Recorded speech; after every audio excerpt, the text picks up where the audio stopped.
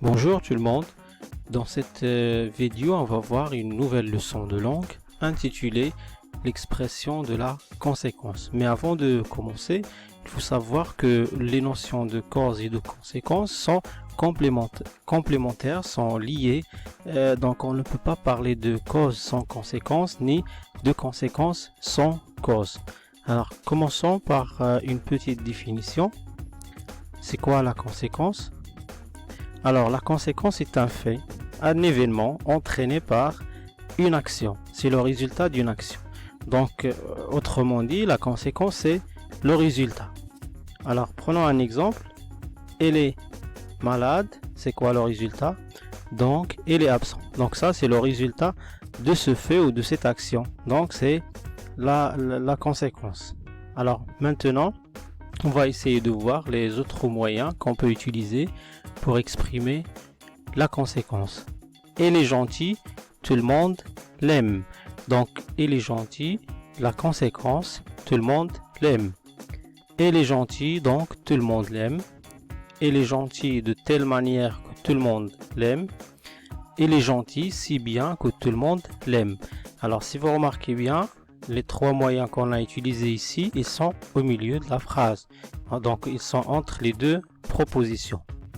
Un autre exemple, ce film est beau, je le vois chaque mois. Ce film est tellement beau que je le vois chaque mois. Ce film est si beau que je le vois chaque mois. Alors les moyens qu'on a utilisés ici, tellement que, c'est que. Alors entre tellement et que, c'est et que, il y a un adjectif. D'autres exemples. Ce monsieur est vieux, il ne peut pas courir. Ce monsieur est trop vieux pour courir. Alors ici, le moyen qu'on a utilisé, c'est trop pour plus un verbe à l'infinitif. Alors, si vous regardez dans la première ou dans l'exemple, ce monsieur et il. Donc ici, on a le même sujet. Donc si on a le même sujet, on utilise trop pour, assez pour, plus un verbe à l'infinitif. Et bien sûr, entre trop et pour et assez et pour, il y a un adjectif.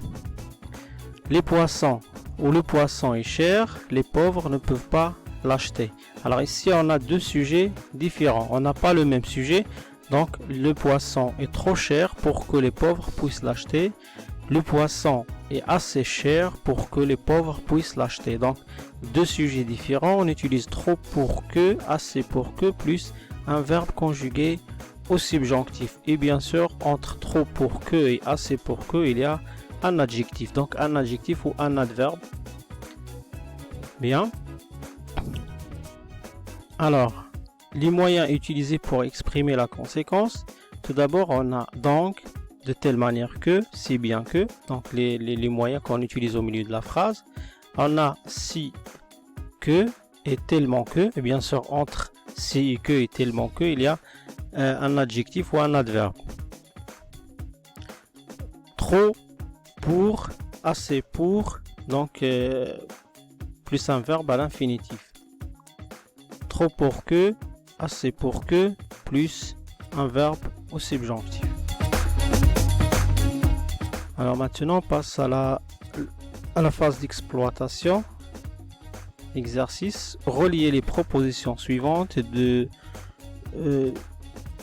relier les propositions suivantes en utilisant les subordonnants entre parenthèses.